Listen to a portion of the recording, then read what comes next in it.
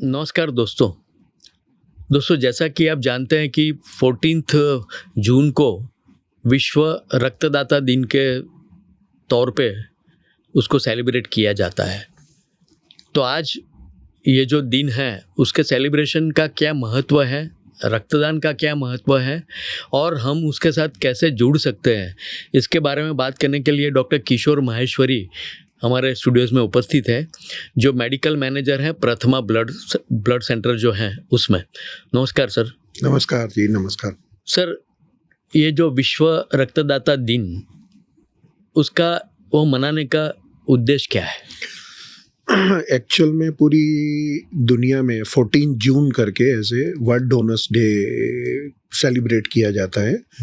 World donors day का 14 जून celebrate करने का पर्पस ये है कि जो भी ब्लड डोनेशन कर रहे हैं उनको थैंक्स करना, उनको पर्सनली मिलके या उनको जो भी ब्लड डोनेशन करते हैं, जो रेगुलरली लाइफ सेविंग एक्टिविटीज़ करते हैं, उनको स्पेशली थैंक्स गिविंग करने के लिए ये पूरा दिन दुनिया भर में सेलिब्रेट किया जाता है।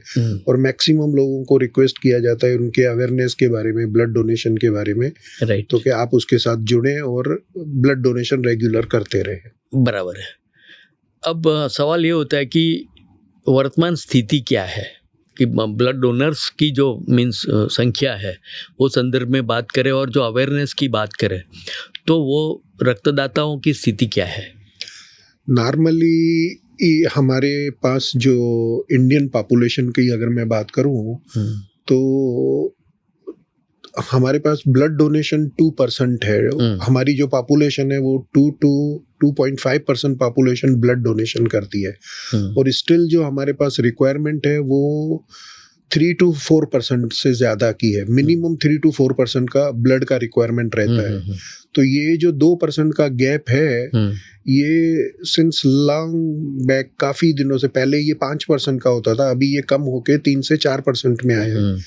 तो स्टिल ये गैप तो है ही है। और काफ़ी नई जो बीमारियां हैं, कुछ नए वो आ रहे हैं, नई टेक्निक्स आ रही हैं, तो उसमें नए कंपोनेंट्स आ रहे हैं, तो ब्लड का यूजेज भी थोड़ा प्रॉपर वे में यूज़ किया जाए तो वो भी एक जो शॉर्टेज है वो हम फुलफिल कर सकते हैं। और दूसरा, अगर और डोनर जुड़े और यूथ जुड़े हमारे साथ तो ये गैप हम इजीली इंडिया में कम कर सकते हैं, कोई प्रॉब्लम नहीं है। बराबर है। दोस्तों, हम किशोर माहेश्वरी जी से बात कर रहे हैं। सर, ये जो गैप है, और वैसे हमारी तादाद कहे इंडिया की तो आबादी तो अच्छी है, 35 के अंडर के जो यूथ है वो भी, उनकी भी संख्या ज़्यादा है, फिर भी ये गैप क्यों है? स्टिल जो ब्लड डोनर्स है ना, नॉर्मली जो एज होता है ब्लड डोनेशन का वो 18 ईयर से लेकर 65 तक कर सकते हैं। हर स्टेट गवर्नमेंट है, नेशनल गवर्नमेंट है, वो भी काफ़ी ब्लड डोनेशन अवेयरनेस के लिए काम कर रही है। पर स्टिल जो डोनर्स हैं, जो पॉपुलेशन है, उसमें ये माइंड में थोड़े से मिथ्स हैं कि डोनेशन से हमें वीकनेस आ जाती है और डोनेशन से हमें कोई प्रॉब्लम ना हो ब्लड डोनेशन से। तो ये एक जनरली माइंड्स में जो लोगों के मिथ्स हैं उसकी वजह से थोड़ा सा ये परसेंटेज कम है। पर मेरे हिसाब से जिस तरह हम अवेयरनेस कर रहे हैं, जिस तरह ब्लड बैंक्स हैं या स्टेट काउंसिल्स हैं या नेशनल काउंसिल्स हैं जो काम कर रही हैं, उसमें ये गैप नेक्स्ट आप 5 to 10 ईयर्स में देखेंगे तो लोग सामने से आके ब्लड डोनेशन करेंगे और ये जो शॉर्टेज है इसके ऊपर हम ओवरकम कर पाएंगे, मुझे ऐसा लगता है। बिल्कुल सही बात है।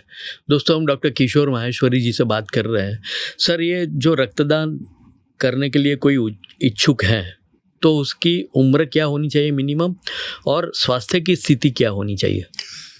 एक्चुअल में हमारे इंडिया में जो गाइडलाइंस हैं उसके हिसाब से 18 इयर्स कंप्लीट होना चाहिए और अप टू 65 इयर्स वो कर सकते हैं। अभी न्यू गाइडलाइंस के हिसाब से मोस्ट ऑफ द, जैसे ब्लड प्रेशर किसी को हो और मेडिकेशंस ले रहा है तो भी वो ब्लड डोनेट कर सकता है, डायबिटीज़ है, मेडिकेशन ले रहा हो, कंट्रोल्ड है, तो भी वो ब्लड डोनेशन कर सकता है। बहुत सारी ऐसी गाइडलाइंस हैं जो चेंज हो गई हैं, उसकी वजह से एक क्राइटेरिया बहुत इजी हो गया है और ब्लड डोनेशन इजी हो गया है। तो जिनको भी ब्लड डोनेशन की इच्छा हो, जिनको भी ब्लड डोनेशन करना हो, उनके नज़दीक में कोई भी ब्लड बैंक हो, कहीं पे भी ब्लड डोनेशन कैंप हो या कोई भी मोबाइल वैन हो, तो आप जाइए, वहाँ पे मेडिकल ऑफिसर्स होते हैं, पूरी टेक्निकल टीम होती है, वो उनका पूरा चेकअप करेंगे, वेट है, ब्लड प्रेशर है, हीमोग्लोबिन है, सब चेक करेंगे, सब कुछ ओके होगा, एलिजिबल होंगे ब्लड डोनेशन के लिए तो ही उनका ब्लड डोनेशन लिया जाएगा, अदरवाइज उनको रिफ्यूज़ कर देंगे कि आप एलिजिबल नहीं हो ब्लड डोनेशन बराबर के लिए। राइट सर, एक सवाल ऐसा है कि अभी लाइफ एक्सपेक्टेंसी जो है, उम्र जो बढ़ती जा रही है लोगों की, वो अभी 65 से तो बहुत आगे पहुंच चुके हैं हम, 75 तक। और हमने देखे भी हैं कई इसमें आगे पीछे हमारे लोग कि जो अच्छे से स्वास्थ्यपूर्ण जिंदगी जीते हैं। तो ये अपर लिमिट जो है उसको एनहांस करनी चाहिए, ऐसा लगता है आपको? देखें, बाहर के देशों में तो अप टू 70-75 ईयर्स भी वो अगर फिट है, कोई बीमारी नहीं है तो लेते हैं। हमारे देश में आज से 2-3 साल तक हम 60 ईयर्स तक ही लेते थे, अभी उन्होंने बढ़ा के 65 किया है। तो मुझे लगता है कि जिस तरह हेल्थ स्टेटस और जिस तरह प्रिवेंटिव अवेयरनेस, योगा, एक्सरसाइज जब यूथ लोगों में आ रहा है, तो नेक्स्ट मुझे लगता है कि हमारी पॉपुलेशन भी अप टू 75 ईयर्स तक ब्लड डोनेशन दे सकती है। लेकिन राइट नाउ तो गाइडलाइन ऐसा है कि आप 65 से अबो हो तो नहीं दे सकते। राइट भले आप फिट हो या जो भी हो, अच्छा, अप टू 65 ही आपको ब्लड बैंक एक्सेप्ट करेगी। बिल्कुल बिल्कुल सर। हम डॉक्टर किशोर माहेश्वरी जी से बात कर रहे हैं, जो प्रथमा में मेडिकल मैनेजर है। सर, इसके बारे में, रक्तदान के बारे में बहुत सारी मिथ्स भी हैं, बहुत सारे क्या होगा क्या नहीं होगा वो वाली बातें भी है। वो क्या क्या है उसकी भी बात कर लेते हैं। जनरली देखें, मैं इस फील्ड में 20 साल से जुड़ा हुआ हूँ। जो नॉर्मली डोनर्स का एक जो रहता है वो क्या रहता है कि मैं खुद ब्लड डोनेट करूँगा तो मुझे वीकनेस तो नहीं हो जाएगी। उसका सिंपल आंसर है कि कोई वीकनेस नहीं होती। जो भी आप ब्लड डोनेट करते हैं उसका 350 ml या 450 ml ही ब्लड लिया जाता है और हमारी बॉडी में मिनिमम 5 लीटर ब्लड होता है। तो 300 से 400 ml ब्लड लेंगे तो वो इमीडिएटली, हमारी बॉडी का नेचुरल सिस्टम ऐसा है कि वो वॉल्यूम रिप्लेनिश हो जाता है। तो आपको ब्लड देने से तो कोई वीकनेस नहीं आती। और अगर आप 2 आवर्स to 6 आवर्स तक अच्छा सा प्लेंटी ऑफ वाटर, फ्लूइड्स लें तो ये आपका गैप फुलफिल हो जाता है, कोई उसमें इशू नहीं। दूसरा, लोगों को मिथ्स रहता है कि मैं ब्लड दूंगा तो मेरा वेट बहुत गेन हो जाएगा। मेरा वेट गेन हो जाता है। नॉर्मली ब्लड लिक्विड देने से और आपका लिक्विड लेने से फेट का वजन बढ़ने का कोई लेना देना नहीं होता है। पर हम क्या करते हैं कि हम ब्लड देते हैं तो हमें ये ऐसा लगता है कि हम कमज़ोर हो जाएंगे, वीक, तो हम खाना पीना थोड़ा 15 दिन 10 दिन बहुत अच्छा कर लेते हैं कि हमारा हीमोग्लोबिन अच्छा हो जाए, हम ये अच्छा हो जाए, इसलिए शायद वेट गेन हो सकता है। बाकी साइंटिफिकली ऐसा कहीं भी नहीं है कि हमारा वेट गेन होगा या हमारा वजन बढ़ेगा। जनरली ये 2 मिथ्स रहते हैं। तीसरा मिथ्स रहता है कि हम आज ब्लड दे रहे हैं कि हमें जब रिक्वायरमेंट होगा तब मिलेगा कि नहीं मिलेगा। ये एज ए ब्लड बैंकर देखें, हमारा अश्योरेंस रहता है आप लोगों को, डोनर्स को, कि आप कहीं पे भी ब्लड डोनेशन करें, it's a voluntary blood donation. बहुत सारे लोग ऐसे हैं जिनको ब्लड का रिक्वायरमेंट रहता है, कोई किस स्टेट से आता है, कोई कहाँ से आता है, उनके पास डोनर्स नहीं होते हैं, तो वॉलंटरी ब्लड डोनेशन करिए। अगर हम अच्छी थिंकिंग से ब्लड डोनेट करेंगे तो जब भी हमें रिक्वायरमेंट होगा तो दैट कोई और हमारे लिए आ जाएगा सामने, हमें वो प्रोवाइड हो जाएगा। और blood banks are here to support all the blood donors, all the organiser, और जिनको भी ब्लड की रिक्वायरमेंट है उनके लिए ब्लड बैंक्स मोस्टली ब्लड का प्रोविजन करते ही हैं, रिक्वायरमेंट पूरा फिलफिल करते ही हैं। सही है सर। आपके वहाँ तो मान लो कोई डोनेशन के लिए आया, कोई रक्तदाता, तो क्या सुनिश्चित करते हैं आप उसका ब्लड लेना है, उसके पहले क्या क्या विधि होती है? जो भी सर ब्लड डोनेशन करने आते हैं, they have to fill the registration form. वो रजिस्ट्रेशन फॉर्म में पूरा अपना नाम, डिटेल, एड्रेस, अपना मोबाइल नंबर और जो भी उनका एक सेल्फ रिस्क बिहेवियर हिस्ट्री होता है वो पूरा टिक करते हैं। उनको प्रीवियस कोई बीमारी हुई है कि नहीं हुई है, कोई मेडिसिन ले रहे हैं कि नहीं ले रहे हैं, कोई ऑपरेशन है कि डेंटल ट्रीटमेंट कुछ ऐसा कुछ कराया हुआ है, तो वो पूरा हिस्ट्री लेके करके फिर वो हमारे जो मेडिकल ऑफिसर होते हैं वो उनका पूरा हिस्ट्री दोबारा से उनसे पूछते हैं। सब कुछ ओके लगता है तो फिर उनका वेट चेक करते हैं। मिनिमम वेट 50 kg रिक्वायरमेंट रहता है। Some government blood banks are also taking on 45, government guideline 45 kg रहता है। तो फिर उनका ब्लड प्रेशर चेक किया जाता है, पल्स रेट किया जाता है, फिर उनका हीमोग्लोबिन चेक किया जाता है। मिनिमम 12.5 हीमोग्लोबिन रिक्वायरमेंट रहता है। ये सब कुछ ओके हो और उन्होंने कुछ लास्ट 4 आवर्स में कुछ एम्प्टी स्टमक तो नहीं है, कुछ खाया हुआ है कि नहीं है, वो सब हिस्ट्री लेके उसके बाद ही उनको ब्लड डोनेशन के लिए हम एक्सेप्ट करते हैं। अगर वो एक्सेप्ट हो गए तो अगर उन्होंने कुछ लिया हुआ है ब्रेकफास्ट तो ठीक है, नहीं तो हम यहाँ पे उनको ब्रेकफास्ट भी करवाते हैं। फिर पोस्ट डोनेशन उनको रिफ्रेशमेंट देके अगर वो कंफर्टेबल है, फाइन है, तो चले जाते हैं। ये हुआ during donation, pre donation. Post donation के बाद उनका हम HIV-1, HIV-2, hepatitis B, hepatitis C, malaria, syphilis, उनका ब्लड ग्रुप सब चेक करते हैं। सब कुछ ओके होगा तो ही वो ब्लड बैग पेशेंट के लिए यूज होगा, अदरवाइज वो ब्लड बैग डिस्कार्ड हो जाएगा, किसी पर्पस के लिए यूज नहीं होगा वो। राइट मीन्स पूरा स्कैन हो जाता है ब्लड टोटली। तो एक जो डोनर है उसको भी लगता है कि भाई ये as of today I am means away from all this possibilities. और ये क्या एक मिनी चेकअप, हेल्थ चेकअप जैसा हो जाता है। और इनका ये सब रिपोर्ट भी उनको हम ईमेल या वो सब उनको दे देते हैं कि भाई हमें तो compulsory as a blood banker करना ही है, तो वो डोनर को भी दे देते हैं कि आपको भी आपका स्टेटस पता चले कि आप क्या है। तो ये कंपलसरी टेस्ट होती हैं जो every donor has to go through these all these. Right. दोस्तों हम डॉक्टर किशोर माहेश्वरी जी से बात कर रहे हैं। सर, महिला रक्तदाताएं जो हैं उनके लिए क्या वो जो है रूल्स मीन्स उनके प्रोविजंस क्या क्या है? देखिए, ब्लड डोनर्स के जो प्रोविजंस, जो गाइडलाइंस हैं वो मेल और फीमेल दोनों के लिए सेम है। सिर्फ इतना एक चेंज है कि जो मेल है बिटवीन 2 डोनेशन जो ड्यूरेशन होता है इंटरवल वो 3 मंथ्स का होता है, और फीमेल्स में हमारे पास इंडियन पॉपुलेशंस में 4 मंथ्स का गैप दिया हुआ है। हीमोग्लोबिन, वेट, एवरीथिंग वो सेम ही रहता है। फीमेल्स में क्या होता है, पीरियड्स का इशू रहता है, मेंसेस पीरियड्स, तो वो ड्यूरिंग पीरियड्स नहीं कर सकते, ब्लड डोनेशन अवॉइड करना चाहिए। अदरवाइज प्री और पोस्ट पीरियड्स फिट हैं, उनका हीमोग्लोबिन अच्छा है तो they can regularly blood donation कर सकते हैं, कोई प्रॉब्लम नहीं है। राइट। किन परिस्थितियों में जो रेगुलर जो डोनर है उनको रक्तदान नहीं करना चाहिए? ऐसी बहुत सारी देखें डिजीजेस हैं जिसमें ब्लड डोनेशन अवॉइड करना चाहिए। जैसे किसी को कार्डियक अटैक आया हुआ हो, एंजियोप्लास्टी, बाईपास हुआ हो, सर्जरी उनको नहीं किया हो, कैंसर के कोई भी पेशेंट हो ट्रीटमेंट ले रहे हो तो उनको नहीं करना चाहिए।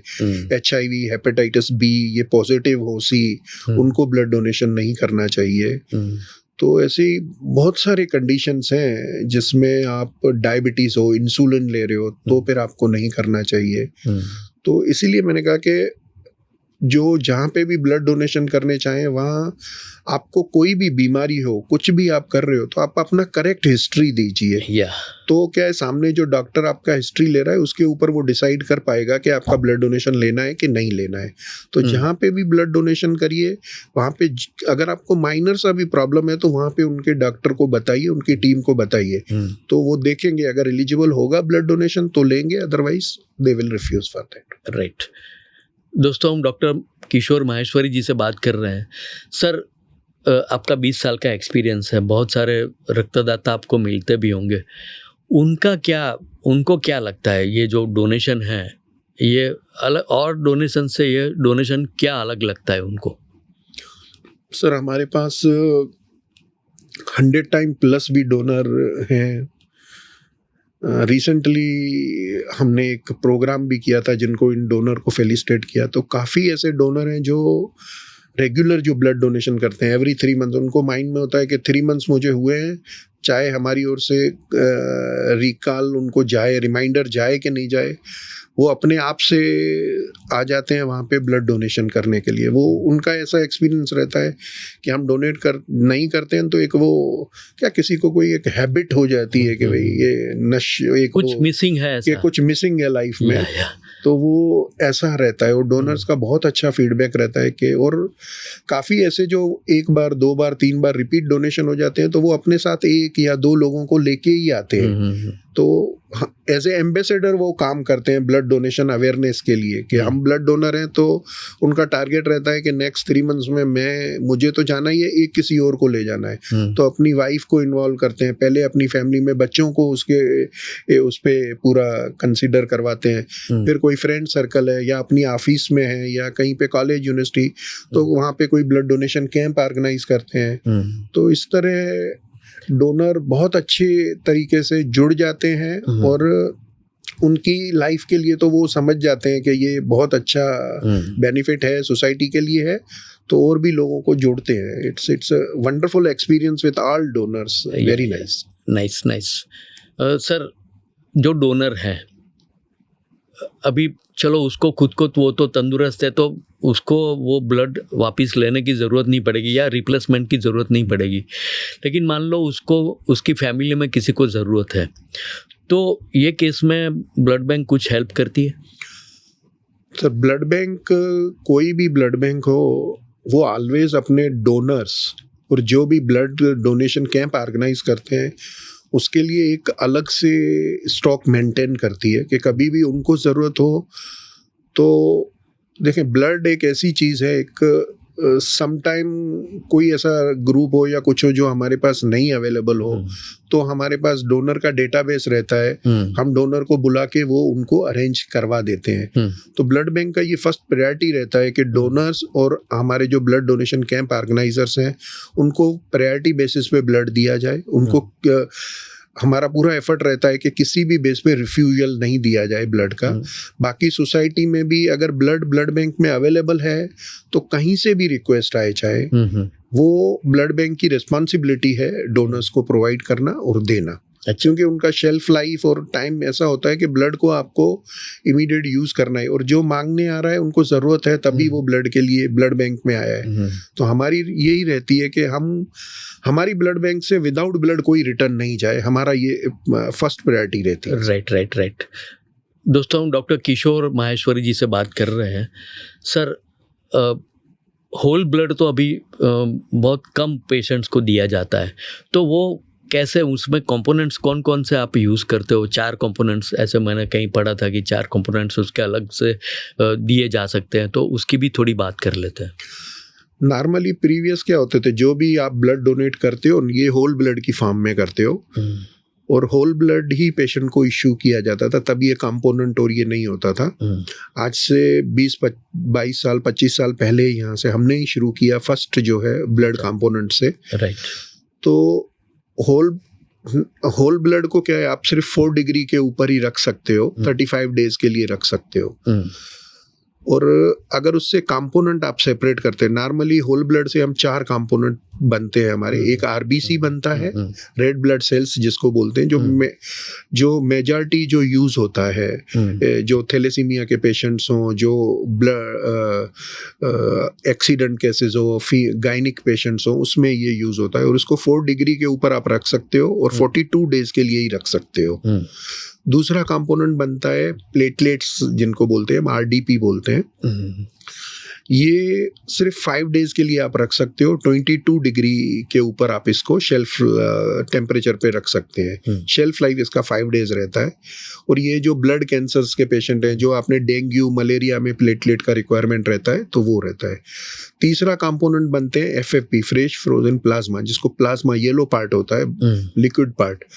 वो जो लिवर के पेशेंट्स होते हैं, जो बर्न्स के पेशेंट्स होते हैं, समटाइम्स सम कैंसर, किडनी के पेशेंट्स जो होते हैं, उनमें ये यूज़ होता है। उनको -30 के ऊपर आप 1 साल तक रख सकते हैं। उसका ऑलमोस्ट जो आरबीसी होता है वो 100% क्लिनिकल यूज़ होता है। प्लेटलेट हम जो रिक्वायरमेंट होती है उसके हिसाब से इतना ही मैन्युफैक्चर करते हैं, बनाते हैं। प्लाज्मा वो 100% जो बनता है वो यूज़ होता है पेशेंट्स के अंदर। और एक और कंपोनेंट जो प्लाज्मा से बनता है वो क्रायो प्रिसिपिटेट करके बनता है, जो हीमोफीलिया के पेशेंट्स होते हैं जिनका क्लॉटिंग फैक्टर कुछ डेफिशिएंसी हो, ब्लीडिंग हो रहा हो, तो उसमें वो यूज़ होता है। तो ये 4 डिफरेंट कंपोनेंट हैं, चारों का शेल्फ लाइफ अलग है, चारों का स्टोरेज जो मेंटेन टेम्परेचर जो जिस पे हमें उसको रखना है वो अलग है। तो इसीलिए अगर आप होल ब्लड एक ही स्टोर करो तो बाकी जो ये पूरे आपके जो कंपोनेंट है ये डेड डेब्रिस बन जाते हैं उसके अंदर। वो पेशेंट को यूज नहीं है, वो चढ़ाने से और पेशेंट को बीमारी होगी। सही बात है। इसीलिए पेशेंट को प्लेटलेट जरूरत है तो प्लेटलेट दीजिए, पेशेंट को एफएफपी जरूरत है तो एफएफपी दीजिए, पेशेंट को आरबीसी रिक्वायरमेंट है तो आरबीसी दीजिए। राइट। तो इसीलिए हम ज्यादा पेशेंट को अप्रोच कर सकते हैं और इस तरह हम ब्लड का प्रॉपर मैनेज कर सकते हैं, शॉर्टेज को ओवरकम कर सकते हैं। राइट। अब सब सर एक बात यह है कि रेयर जो ग्रुप्स है, ब्लड ग्रुप्स, उसकी भी बात करें, वो कौन कौन से हैं और वो ब्लड आपको कलेक्ट करना है, वो रक्तदाता को कैसे आप टैप करते हो, वो भी बात करते हैं।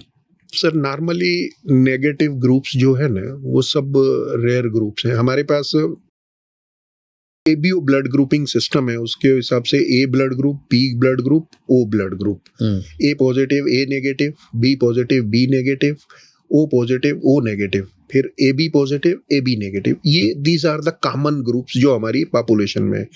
अगर हम गुजरात की पॉपुलेशन देखें तो यहाँ बी पॉजिटिव बहुत कॉमन है। अगर आप साउथ साइड पे चले जाएंगे तो ए पॉजिटिव बहुत कॉमन है। तो हर एक जियोग्राफिकल थोड़ा सा अलग अलग है, पर नेगेटिव ग्रुप्स हर जगह पे, पॉपुलेशन भी कम है और उसका रिक्वायरमेंट भी अकॉर्डिंग पॉपुलेशन आता है। समवट ए बी नेगेटिव का 0.11 इतना जाके परसेंटेज है, तो उनका रिक्वायरमेंट भी वो आता है। पर वो डोनर डेटाबेस पूरा हम मैनेज करके रखते हैं और हम ट्राई करते हैं कि मिनिमम 4 से 5 यूनिट हर एक नेगेटिव ग्रुप के हम इमरजेंसी में रखें ही रखें। फॉर एग्जांपल आज 5 मेरे पास है, कोई इश्यू हुआ है एक, तो मैं एक उसको रिक्वायरमेंट दूसरा डोनर बुला के उसको 5 फिगर पूरा करने की कोशिश करूंगा। तो इस तरह हम ये पूरा मेंटेन जो हमारा इन्वेंट्री है पूरा हर ब्लड ग्रुप का इस तरह मेंटेन करते हैं चीज़ों को और वो रखते हैं। और सब ब्लड बैंक्स को ऐसा करना चाहिए। तो कभी भी नेगेटिव ग्रुप्स का या और किसी ग्रुप्स का डेफिशिएंसी आपको शॉर्टेज फील नहीं होगा। राइट। दोस्तों, हम डॉक्टर किशोर माहेश्वरी जी से बात कर रहे हैं जो प्रथमा बैंक में है, वो ब्लड बैंक में है। सर, अभी जो डिजिटल मीडिया का वो प्लेटफॉर्म्स बड़े मीन्स कहीं ना कहीं वो कम्युनिकेशन के लिए सबसे अच्छे हो रहे हैं, तो इसका कुछ फ़ायदा ब्लड बैंक ले रही है? डेफिनेटली ये एक बहुत आज के दौर में एक बहुत बड़ा प्लेटफॉर्म है सोशल मीडिया। इंस्टाग्राम और फेसबुक है, यूट्यूब है, व्हाट्सएप है चैनल्स। ये यूथ मोस्टली इसको देखते हैं, इसको वो करते हैं। तो एज ए ब्लड बैंकर हम भी ये 5 साल से, आज से 4 से 5 साल से इस चीज़ को फॉलो कर रहे हैं। मोर देन 10,000 हमारे भी फॉलोअर्स हैं इंस्टाग्राम के ऊपर और ये हमारे यूट्यूब चैनल को भी फॉलो करते हैं सर। और हम इस पे डिफरेंट ब्लड डोनेशन अवेयरनेस, हमारे कैंप्स का डिटेल और ब्लड के मिथ्स डोनेशन के बारे में रेगुलरली हम हमारी पोस्टिंग करते रहते हैं। और काफ़ी यूथ्स और ये लोग इसको देख के फॉलो भी करते हैं और डिफरेंट जगहों पे जाके ब्लड डोनेशन भी करते हैं, हमारे साथ भी ब्लड डोनेशन कैंप के लिए भी जुड़ते हैं। तो इट्स अ वंडरफुल प्लेटफॉर्म और बहुत अच्छा रिजल्ट्स भी है इसका, बहुत अच्छा रिजल्ट्स। राइट। आखिर में सर, जो हमारे सुनने वाले हैं, देखने वाले हैं, यूथ भी हैं, तो उनको आप क्या संदेश दोगे? मेरा जस्ट यही संदेश है, जो भी ये सुन रहे हैं, जो भी ये देख रहे हैं, ब्लड डोनेशन एक सेफ प्रोसेस है। Regularly every 3 to 4 months blood donation करिए। बहुत सारे पेशेंट्स ऐसे हैं जिनको ब्लड का रिक्वायरमेंट है और still we are facing shortage of blood. तो अगर आप सब लोग जुड़ेंगे, जिनका एज 18 ईयर्स है, जिन अप टू 65 ईयर्स, जिनका वेट 50 किलो है, it's doesn't mean any gender, every gender can donate, male female जो भी है वो आप कर सकते हो। तो प्लीज़ आप ब्लड डोनेशन करिए रेगुलरली, सोसाइटी के लिए अच्छा है, पर्टिकुलरली आपकी हेल्थ के लिए अच्छा है। अगर आप रेगुलर ब्लड डोनेशन करते हैं तो आपके न्यू सेल्स बनते हैं, आपका इम्यूनिटी अच्छा रहता है, आपका हीमोग्लोबिन मेंटेन रहता है, आपका cholesterol, blood pressure, diabetes maintain रहते हैं।